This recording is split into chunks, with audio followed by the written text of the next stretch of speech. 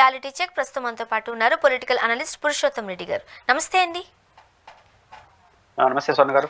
Sir, ప్రస్తుతం TDP కూటమి ప్రభుత్వం అధికారంలో ఉన్నప్పటికీ కూడా సొంత ఇంటిలో నుంచే పొగ రాజుకుంటుంది అనేది ఏపీలో వినపడుతున్న మాట. దానికి ఉదాహరణగా టీడీపీ ఎమ్మెల్యేలు చాలా అసంతృప్తులు ఉన్నాయి.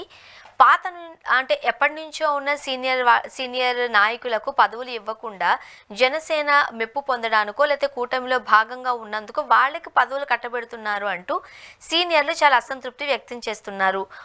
బండారు గారు కావచ్చు, జ్యోతి నెహ్రూ గారు కావచ్చు, తీవ్ర ఆరోపణలు డైరెక్ట్గా చేయడాన్ని మనం చూస్తూ ఉన్నాం. ఏం చెప్తారు మీరు? తెలుగుదేశం పార్టీలో మహానాడు, మినీ మహానాడు పేరుతో జరుగుతున్నటువంటి పార్టీ అంతర్గత వేదికల ఆధారంగా తెలుగుదేశం పార్టీలో దాగి ఉన్నటువంటి అంతర్గత అసంతృప్తులు బయటకు వస్తున్నాయి. సహజంగా అధికారంలో ఉన్న పార్టీ అయినా ఇంకే రాజకీయ పార్టీ అయినా అంతర్గతంగా కొన్ని సమస్యలు ఉంటాయి. తెలుగుదేశం పార్టీలో అంతర్గత సమస్యలు ఒక దశ దాటకుండా ఉంటాయి. ఇప్పుడు కూడా ఆ పార్టీ స్ట్రక్చరల్ గా కింద నుంచి పై వరకు ప్రొఫెషనల్ గా ఉంటుంది కాబట్టి కొంత అంతర్గతంగా పరిష్కరించుకుంటారు. అయితే రెండు కారణాలు ఇప్పుడు బహిరంగ రావడానికి నాకు అనిపిస్తుంది. మొట్టమొదటి కారణం ఏంటంటే, తెలుగుదేశం పార్టీ ఒక బలమైన పార్టీ రాష్ట్రం. సహజంగా తెలుగుదేశం పార్టీలోనే ఒక్కొక్క నియోజకవర్గాల్లో బహుముఖ నాయకత్వాన్ని చంద్రబాబు నాయుడు గారి నాయకత్వం తెలుగుదేశం ఎంకరేజ్ చేస్తుంది. చాలా నియోజకవర్గాల్లోనే సింగిల్ లీడర్షిప్ ఉంటుంది. మెజారిటీ నియోజకవర్గాల్లో బహుముఖ నాయకత్వం ఉంటుంది. బహుముఖ నాయకత్వం ఉన్నప్పుడు అవకాశాల కోసం బహుముఖంగా కొట్లాటలు ఉంటాయి. అంటే మాకు కావాలని.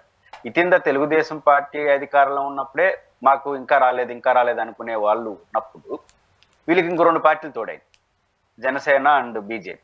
ఇప్పుడు వాళ్ళు కూడా బీజేపీ ఏముంటుంది, బీజేపీ బలం జనసేన బలంతో ప్రామాణికంగా కాకుండా వాళ్ళ పరిస్థితులు బట్టి డిమాండ్ ఉంటాయి. ఇప్పుడు ఉదాహరణకు బీజేపీ ఉంది, బీజేపీ బలం తక్కువ, ఓట్లు తక్కువ, కానీ వాళ్ళు నేషనల్ స్థాయిలో వాళ్ళకున్న ఇమేజ్ అట్టాండి. వాళ్ళ అవసరం తెలుగుదేశం ప్రభుత్వానికి అంతకన్నా గట్టిగా ఉంది. కాబట్టి ఖచ్చితంగా మా బలం ఎంత అని దబాయించి అడిగే పరిస్థితిలో బీజేపీ. అంటే మా బలంతో సంబంధం లేదు, మా ఢిల్లీ అవసరాలు మీకుంటాయి అనే పద్ధతిలో వాళ్ళు వ్యవహరిస్తున్నారు. ఇప్పుడు రెండు రాజ్యసభలు చేసేవాళ్ళు, కృష్ణయ్య గారు, మొన్న పాకా సత్యనారాయణ రెండు. నిజానికి ఒకటి ఇవ్వడం కూడా తక్కువ అని కదా, బీజేపీ మంచి పెద్ద పార్టీయే కావచ్చు, కానీ ఈ రాష్ట్రంలో ఉన్న సంఖ్యరీత్యా రెండు అనేది ఎక్కువే కదా. ఉన్న రెండు రాజ్యసభ సీట్లు వాళ్ళు తీసుకున్నారు దబాయించి. అంటే కేంద్రంలో బీజేపీ హవా నడుస్తుందేమో కానీ ఏపీలో బీజేపీ ఎక్కడుంది? కూటమిలో ఉంది కాబట్టి బీజేపీ గురించి మాట్లాడుకుంటున్నారు. కానీ ఒకవేళ కూటమిలో పొత్తులో భాగంగా బీజేపీ లేకపోయినట్లయితే కాంగ్రెస్ పార్టీతో పాటునే బీజేపీని కూడా చూసే పరిస్థితి ఏపీలో లేకపోలేదంటారా? అలాంటి చిన్న పార్టీ కూడా రెండు రాజ్యసభ సీట్లు, మంత్రి పదవి, ఇంకా మాకు అవకాశాలు ఏంటి, ఇవి తక్కువ అంటున్నారు బీజేపీ వాళ్ళు. మా అవసరం మీకుందని రాష్ట్రంలో లేదు. ఈరోజు అప్పులు కానీ కేంద్ర అవసరాలు కానీ నంబర్ ఆఫ్ ఇష్యూస్ లో మా అవసరం మీకుంది కాబట్టి మీరు ఇచ్చి తీరాల్సిందే మాకనే పద్ధతిలో వాళ్ళు ఉన్నారు. రెండు, జనసేన పార్టీ ఉంది, వాళ్ళ బలం ఎంత అనేది ప్రామాణికం కాకపోయినా క్లిష్ట సమయంలో పవన్ కళ్యాణ్ గారు తీసుకున్న నిర్ణయం వల్లనే బీజేపీ కూడా కలిసి వచ్చింది. ఇంతమంది కలిశారు కాబట్టి ఇంత మెజారిటీ వచ్చింది. కాబట్టి మాకేంటి తక్కువ, మాకు కూడా బాగా కావాలని మేము త్యాగం చేసాం వాళ్ళు అనుకుంటారు. మాకు 60-70 సీట్లు తీసుకోవాల్సింది 21 తీసుకున్నాము అంటే వీళ్ళేమో మీరు ప్రశ్నించినట్టు జనసేన వాళ్ళకి ఎక్కువ ఇచ్చేస్తున్నారు. వాళ్ళేమనుకుంటారు మాకు రావాల్సింది మాకు రావట్లేదు, పవన్ కళ్యాణ్ గారు రాజీ పడిపోతున్నారు, మా వాళ్ళ మీద తెలుగుదేశం గెలిచిన వాళ్ళు అనుకుంటున్నారు. కానీ జనసేన వాళ్ళు అంటే ఒక బలమైన రాజకీయ పార్టీ ఉన్న తెలుగుదేశం పార్టీ ఒకటే అధికారంలోకి వస్తేనే అవకాశాల కోసం అవకాశం అందిపించుకుని అంతర్గతంగా సమస్యలు వస్తుంటాయి ఒక పార్టీగా.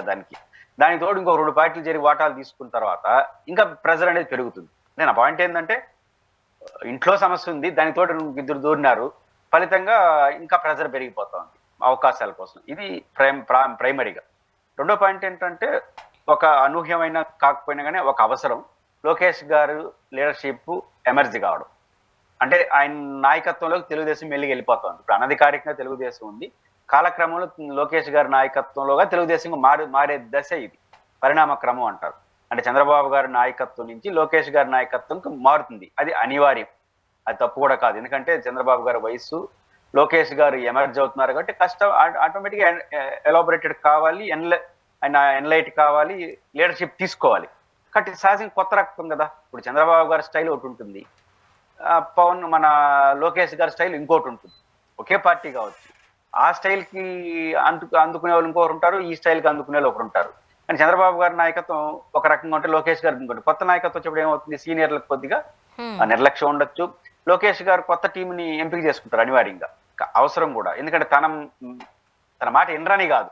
ఇప్పుడు సీనియర్ లీడర్తో లోకేష్ గారు డీల్ చేసేదానికి ఒక కొత్త రకం లీడర్ చేసిన తేడా ఉంటుంది. తన వయసు చుట్టూ ఉన్న వాళ్ళతో లీడ్ చేసేదానికి, తన తండ్రి వయసు ఉన్న వాళ్ళతో లీడ్ చేయడానికి చాలా వ్యత్యాసం ఉంటుంది. ఎవరికైనా కొంచెం అన్కంఫర్ట్ గా ఉంటుంది.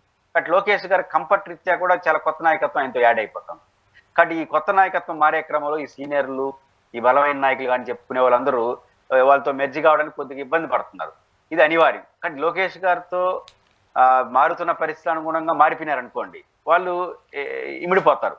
లోకేష్ దగ్గర మారకపోతే వీళ్ళు మార్చుకోవాల్సిన పరిస్థితి వస్తుంది. కానీ ఇక్కడ ఇంకొక మాట బలంగా వినిపిస్తుంది ఏంటి అంటే, చంద్రబాబు నాయుడు గారు పేరుకు మట్టుకే ముఖ్యమంత్రి స్థానంలో ఉన్నారు. కానీ ఎందుకంటే వయసు రీత్యా ఆయన కూడా కాస్త ఏజ్ కనబడుతుంది కాబట్టి వెనకాల నడిపించేదంతా లోకేష్ గారే. పేరుకు మాత్రమే ఆయన ముఖ్యమంత్రి స్థానంలో ఉన్నారు. అది కూడా మేబీ రానున్న నెలలు మాత్రమే. ఈ పగ్గాలు కూడా యువనేత లోకేష్ బాబుకే అందించబోతున్నారు, పార్టీ పగ్గాలు కూడా విత్ సీఎం చైర్. ఇది కాదు అనలేని సత్యం అంటారా? ఎప్పుడు అన్నదే ప్రశ్నే తప్ప అది అనివార్యం. అంటే 29 లోపే మళ్ళీ పార్టీ గెలుస్తుందా లేదా అనే తర్వాత ఇష్యూ. 29 లోపు లోకేష్ గారికి పార్టీ ప్రధాన బాధ్యత లేదా ముఖ్యమంత్రి బాధ్యత సహా ప్రధాన బాధ్యత అని చెప్పి ఈ 29 ఎన్నికల్లో లేదా తదుపరి ఎన్నికల్లో ఆయన నాయకత్వంలో పార్టీ పోవాల్సిన పరిస్థితి వస్తా ఉంది. ఎందుకంటే ఒక పక్క పవన్ కళ్యాణ్ ఒక పవర్ఫుల్ 50 ఏళ్ళ చుట్టూ నడుస్తున్నాడు, జగన్మోహన్ రెడ్డి గారు 50 ఏళ్ళ చుట్టూ నడుస్తున్నాడు. కాబట్టి లోకేష్ గారు 50 ఏళ్ళ చుట్టూ నడిచే ఇంకా చిన్న వయసు కాబట్టి లీడ్ చేయాలని కోరుకుంటాడు. కాబట్టి ఈ లీడర్షిప్కి వెళ్ళే క్రమంలో ఈ సీనియర్లు కొంచెం అన్కంఫర్ట్ గా భావిస్తున్నారు. ఈయనకి వాళ్ళ అన్కంఫర్ట్, వాళ్ళకి ఈయన అన్కంఫర్ట్. పరోక్షంగా పార్టీని పవర్ ని నడుపుతున్నట్టు లోకేష్ గారు ప్రత్యక్షంగా మారే దశ వస్తా ఉంది. ఈ పరోక్ష అజమాయిషి నుంచి ప్రత్యక్ష అజమాయిషికి లోకేష్ గారు వెళ్తున్నారు. ఈ క్రమంలో కూడా కొన్ని అసంతృప్తులు వస్తాయి. ఇది అనివార్యం. ఎవరు తట్టుకుంటారు? వాళ్ళు ఈయన్ని తట్టుకుంటారా లేదా ఈయన్ని వాళ్ళు తట్టుకుంటారా అనేది కాలం నిర్ణయిస్తుంది.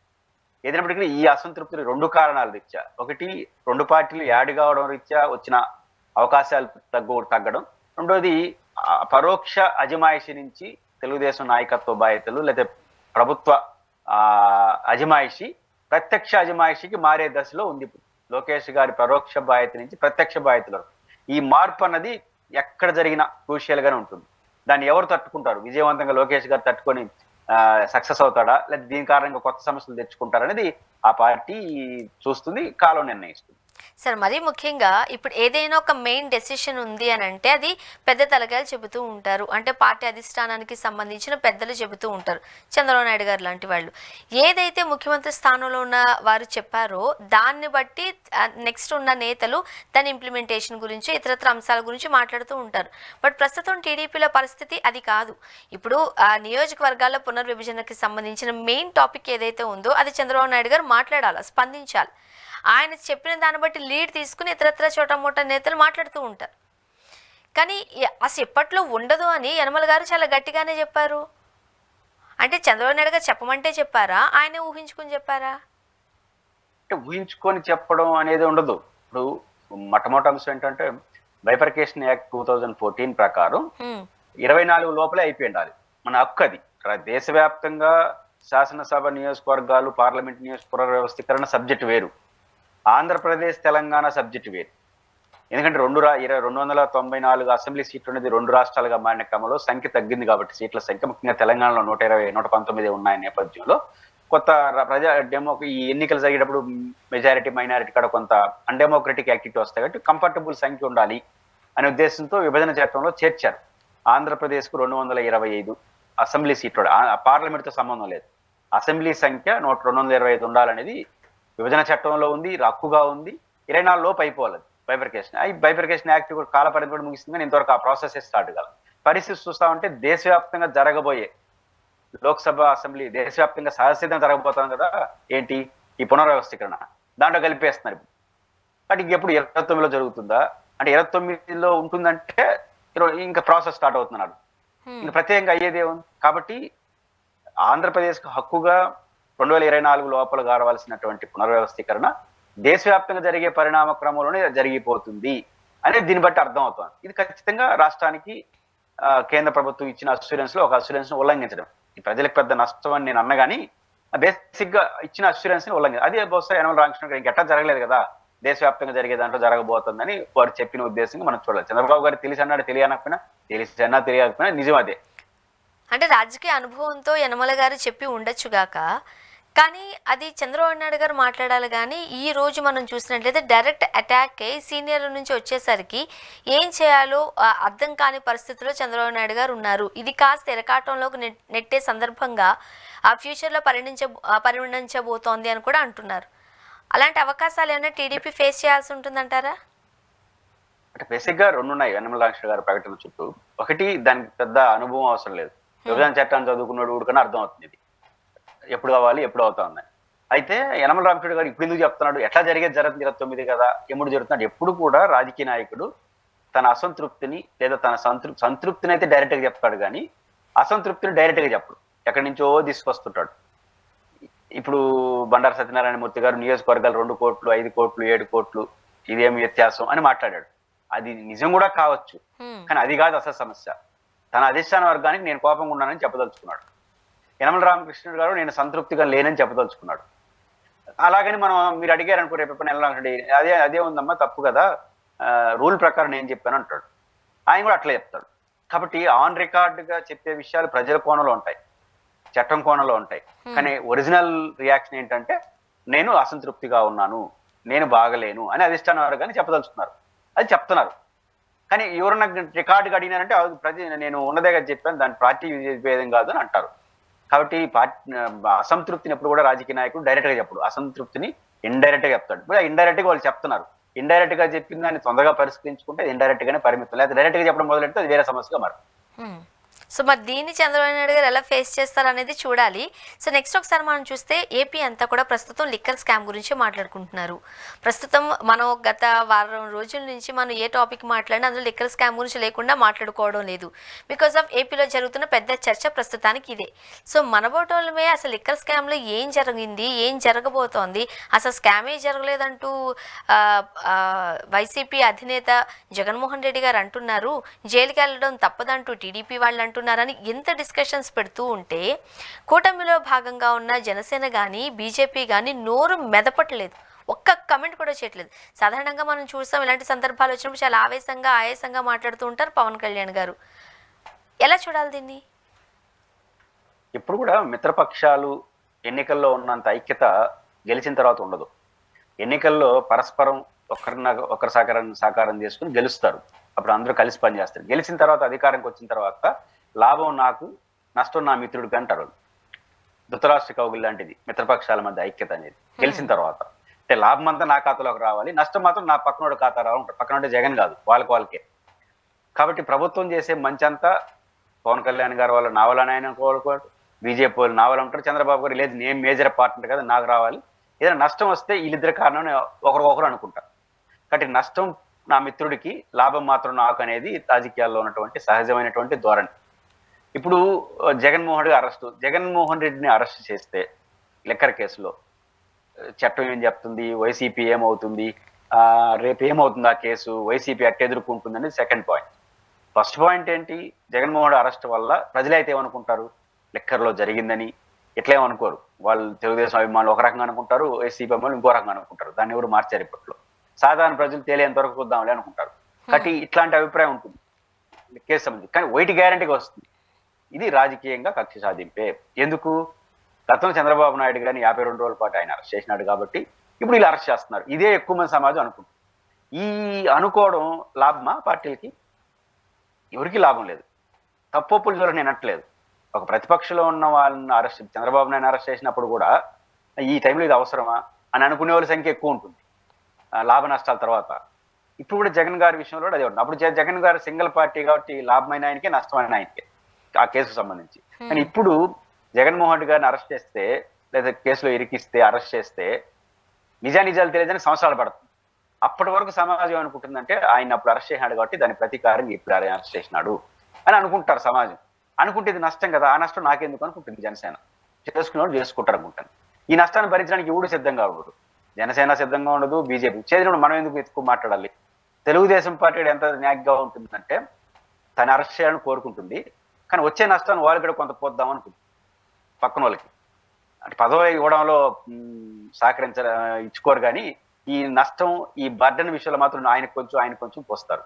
ఇప్పుడు పవన్ కళ్యాణ్ గారికి పోస్తారా లేదా, నిజానికి మన గవర్నర్ దగ్గరికి పోయింది అందుకే కాకపోవచ్చు, కానీ సమాజం అనుకునింది ఎప్పుడైనా గవర్నర్ దగ్గరికి పవన్ కళ్యాణ్ ఎంట పెట్టుకుని పోయినాడు చంద్రబాబు ఫస్ట్ టైం పోయినాడు. ఎందుకు పోయినా అంటే ఈయన కూడా నాతో ఉన్నాడు, జగన్ అరెస్ట్ అనే మెసేజ్ ఇవ్వడం కోసం తీసుకెళ్లాడు అని సమాజం అనుకుంటుంది. వాళ్ళిద్దరు పోయింది ఎందుకో మళ్ళీ తర్వాత వాళ్ళిద్దరు చెప్పలేదు. ఇప్పుడు నరేంద్ర మోడీ గారిని లోకేష్ గారు కలిశారు, హోంమంత్రి గారిని చంద్రబాబు నాయుడు గారు కలిశారు. పైపెచ్చు లోకేష్ అన్న మాట్లాడలేదు కానీ చంద్రబాబు నాయుడు గారు అయితే ఈ మొత్తం స్కామ్ కి సంబంధించిన విషయాలు కూడా హోంమంత్రి గారికి చెప్పాను అన్నాడు. రేపు అరెస్ట్ చేస్తే హోంమంత్రి గారు పర్మిషన్ తీసుకుని వచ్చి అరెస్ట్ చేసి అనుకోరా? అంటే వాళ్ళిద్దరేమో ఆ వచ్చే చెడ్డ పేరు నాకు రాకూడదని లైట్ గా సైలెంట్ గా ఉన్నారు. వీళ్ళేమో వాళ్ళు ఉంటే ఉండిలే మనం పోద్దామని వీళ్ళు పోస్తున్నారు. కాబట్టి ఇది అనివార్యం. రాజకీయాలలో నష్టం వచ్చే చర్యలకు మాకొద్దు, దూరంగా ఉందే అనే ఒక మెథడ్కి ఇది ఒక భాగంగా నేను చూస్తాను. ఇప్పుడు అమిత్ షా గారిని ఎప్పుడైతే చంద్రబాబు నాయుడు గారు కలిశారో వెంటనే ఇక జగన్ అరెస్టుకు రంగం సిద్ధం, జగన్ అరెస్టు చేసేసారు, ఆల్రెడీ జైల్లోనే ఉన్నారు అంటూ కూడా కొన్ని వార్తలు చూసాం మనం. ఇవన్నీ చూస్తుంటుంటే జగన్మోహన్ రెడ్డి గారు అసలు కేసే లేదు, దానికి అసలు ఒక రకంగా చెప్పాలంటే ఎక్కడ ప్రూఫ్స్ ఉన్నాయని క్వశ్చన్ చేస్తున్న నేపథ్యంలో అరెస్ట్ తథ్యం అని అనుకోవచ్చా మనం? ఒక నాయకుడిని వర్తమాన రాజకీయాల్లో అరెస్ట్ చేయడానికి ప్రూఫ్సే అవసరం లేదు అని అనేక కేసులను రుజువైంది. అరెస్ట్ వేరు, శిక్ష వేరు. జగన్ గారు చెప్తుంది నేరం నిరూపించిన, నేరం అడుగుతున్నాడు ఎక్కడ నేరం జరిగిందని. అది ఎప్పుడు కోర్టులో తేల్చుకోవాలి. ఇంకా రేపు ఎఫ్ఐఆర్ నమోదైన తర్వాత వీళ్ళు ఎఫ్ఐఆర్ లో కేసుకి ఈ తప్పుకి మధ్య ఫైటింగ్ జరుగుతుంది. అది కోర్టులో తేలేది ఎప్పుడు సంవత్సరాలు పడుతుంది, 10 ఏళ్ళు పట్టచ్చు, 20 ఏళ్ళు పట్టచ్చు. అప్పటి వరకు జరిగే పరిణామం విచారణకు రమ్మను కొన్ని రోజుల పాటు జైల్లో పెడుతుంది. దీనికి పెద్ద ప్రూఫ్స్ అవసరం లేదు. మినిమం ప్రభుత్వం తెగిస్తే చేసేవచ్చు అనేది కనబడుతుంది. అయితే ఎక్కువ రోజుల్లో తక్కువ రోజులు అనేది చర్చ. కాబట్టి టెక్నికల్ గా జగన్మోహన్ రెడ్డి అరెస్టు న్యాయమా అన్యాయం అనేది తేలాల్సిన కోర్టులు ఇప్పుడు తేలదు. అంటే వాళ్ళ ఆర్గ్యుమెంట్ వీళ్ళ ఆర్గ్యుమెంట్ ఎన్ని రోజులు అరెస్ట్ చేయగలరు దీని ఉంటుంది. అంటే తెలుగుదేశం పార్టీ పొలిటికల్ గా ఎంత రిస్క్ తీసుకుంటుంది అనే దాన్ని బట్టి ఆయన అరెస్టు అనేది ఆధారపడి ఉంటుంది.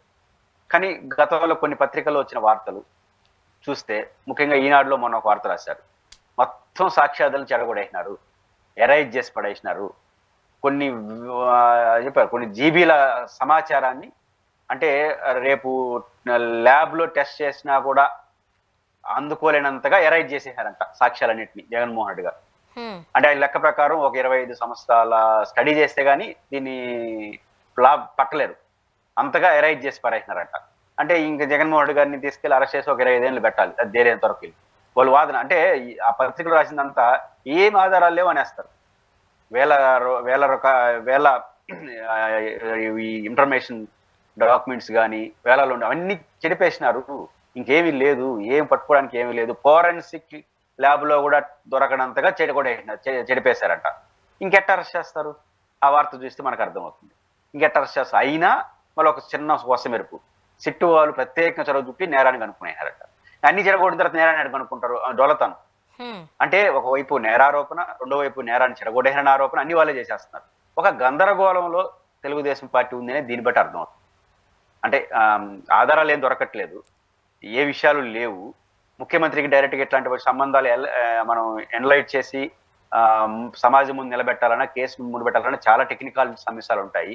ఇవన్నీ చూసినప్పుడు ఎక్కడ దొరకట్లేదు. కాబట్టి అంత పెద్ద పర్సనల్ అరెస్ట్ చేయాలంటే వేగ్గా అరెస్ట్ చేస్తే పొలిటికల్ గా నష్టం. అయినా కూడా అరెస్ట్ చేయాలనుకున్నాము. దీని మధ్య ఒక కన్ఫ్యూజ్ లో ఉన్నారు.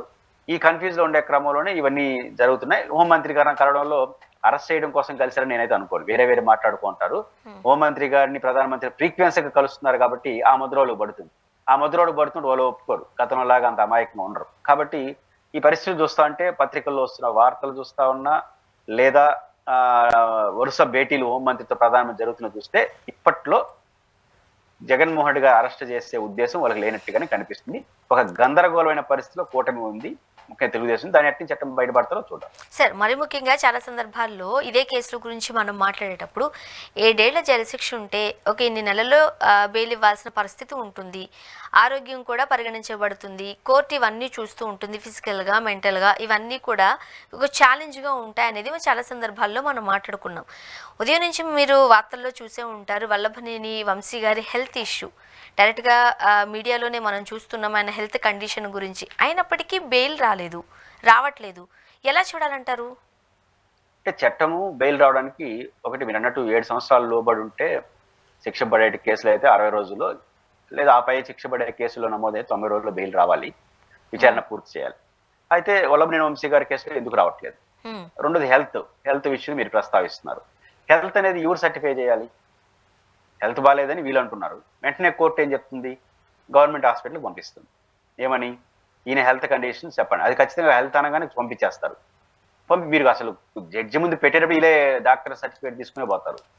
కాబట్టి ఇప్పుడు హెల్త్ ఇప్పుడు కొత్తగా వైసీపీ వాళ్ళు చేస్తున్న ఆరోపణ ఏంటంటే హాస్పిటల్ పైన ఇన్ఫ్లుయెన్స్ చేసి హెల్త్ బాగుందని, బాగలేకపోయినా బాగుందని సర్టిఫై చేయిస్తున్నారని. బహుశా అంత సులభం కాదు అది. ఎందుకంటే రేపు తేలితే డాక్టర్లు ఉద్యోగాలు పోతాయి. అది ఉద్యోగాలు పోవడం కాదు, వాళ్ళ సర్టిఫికేటే పోతుంది. అవును. కాబట్టి టెక్నికల్ గా కోర్టు దేని చూస్తుందంటే డాక్టర్ సర్టిఫికేట్ చూస్తుంది. ఇతను జైల్లో ఉండడానికి హెల్త్ కండిషన్ పర్మిట్ చేయదా, తక్షణం హాస్పిటల్లో ఏమైనా ఉండాలనా, లేకపోతే ఇంట్లో రెస్ట్ తీసుకునే పరిస్థితి కల్పిస్తున్నా అనేది డాక్టర్ చెప్పాలి. డాక్టర్ ఇచ్చే సర్టిఫికేట్ బట్టి ఖచ్చితంగా బెయిల్ ఉంటుంది. చంద్రబాబు నాయుడు గారు స్కిల్ డెవలప్మెంట్స్ లో బెయిల్ వచ్చింది హెల్త్ కండిషన్ లోనే కదా. కాబట్టి ఈ లోపు కోరచ్చు. వీళ్ళకి ఏమైనా అనుమానం ఉంటే కోర్టులో స్పెషల్ పిటిషన్ వేయొచ్చు. మాకు హాస్పిటల్ మీద అనుమానాలు ఉంటే అనుమానాలను చెప్పొచ్చు. అనుమానాలు ఉంటే సీరియస్ గా తీసుకుంటుంది కోర్టు. కానీ సౌకర్యాల రీత్యా ఈ గవర్నమెంట్ హాస్పిటల్లో ఇచ్చే సౌకర్యాలు చాలవు, ఆయనకున్న మల్టిపుల్ సమస్యల రీత్యా దీన్ని సూపర్ స్పెషాలిటీ హాస్పిటల్ ఏదో కోరితే ఆడికి కూడా రెఫర్ చేస్తుంది కోర్టు. అప్పుడు కూడా వాళ్ళ అభిప్రాయం తీసుకుంటుంది. ఆ సూపర్ స్పెషల్ హాస్పిటల్ అభిప్రాయం తీసుకొని ఏంటి పరిస్థితి అంటే ఓకే నో ప్రాబ్లం, ఉండొచ్చు ఆయన జైలు అనుకుంటే ఉంటుంది, లేకపోతే ఏదైతే ఫర్దర్ ట్రీట్మెంట్ కోసం పంపిస్తారు.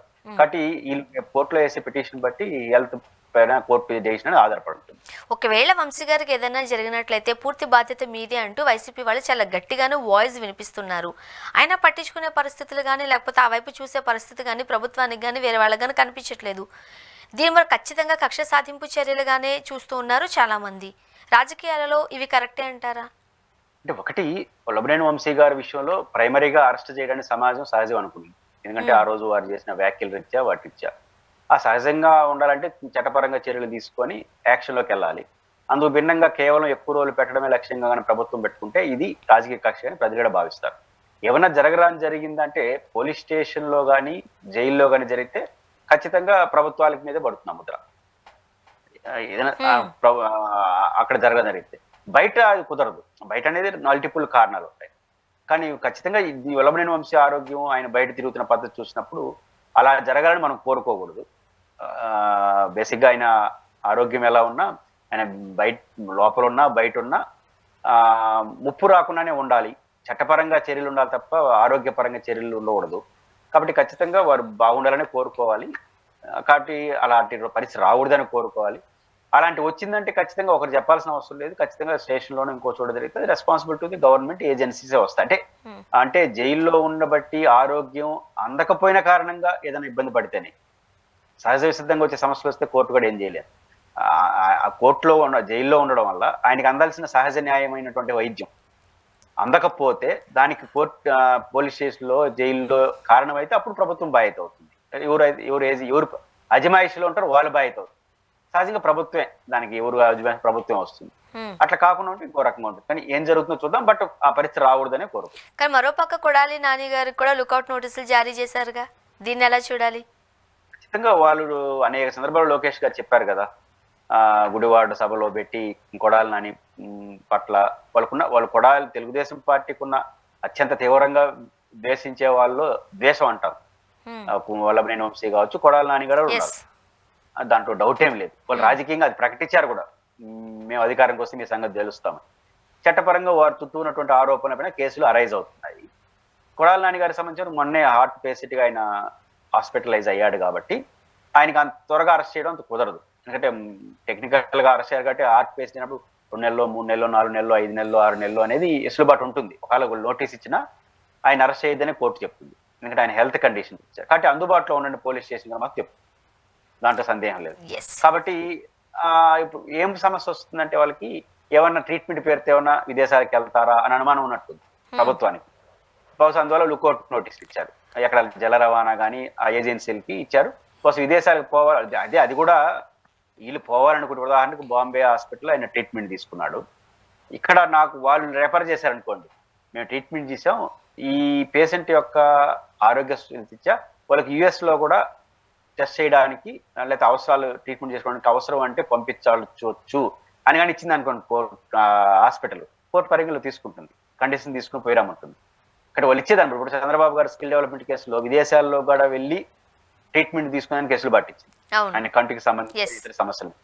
అంటే కొడాలి నాని గారు కూడా అట్లాంటి సమస్య వచ్చినప్పుడు రేపు లుకౌట్ నోటీస్ ని వాళ్ళు ఎలా దాచుకుంటే ఇప్పుడు లుకౌట్ నోటీస్ ని సవాల్ చేస్తూ మాకు ఫ్రీ హ్యాండ్ ఇవ్వండి మేము పోయేస్తామంటే డాక్టర్ల సర్టిఫికేట్, బాంబే డాక్టర్ ఎవరైతే ఆయనకు వైద్యం చేశారో వాళ్ళ హాస్పిటల్ సర్టిఫై చేస్తే ఖచ్చితంగా కోర్టు దాన్ని రిలాక్స్ ఇచ్చి పొమ్మంటుంది. అంటే వాళ్ళ ఉద్దేశం మాత్రం వాళ్ళ టార్గెట్ లో కూడా ఆయన ఉన్నాడు, అది అందరికీ తెలిసిన విషయం. ఆయన కూడా అదుపు తప్పి మాట్లాడాడు అనేసారి చంద్రబాబు నాయుడు గారు వ్యక్తిగతంగా, అంటే కుటుంబాన్ని మాట్లాడపోయినా వాడు వీడని మాట్లాడిన రోజు లేదు కదా. అవును అవును. వాళ్ళకి ఉంటుంది, ఆ కోపం ఉంది, ఏం జరుగుతుందో చూడాలి. బట్ ఆబ్వియస్లీ వాళ్ళు లైన్ దాటి మాట్లాడినట్టు అందరూ ఒప్పుకుని తీరాల్సిందే కాబట్టి దానికి తగ్గట్టుగానే వాళ్ళు ఈరోజు ఆ పరిస్థితిని కూడా ఫేస్ చేయాల్సి వస్తుంది అనేది కూడా వాస్తవమే. బట్ చూద్దాం ఏం జరగబోతుందో. Thank you so much Purushottam Reddy గారు, మీ అభిప్రాయాన్ని మాతో పంచుకున్నారండి. Thank you very much. ఇది వాళ్ళ రియాలిటీ చెక్. Stay tuned.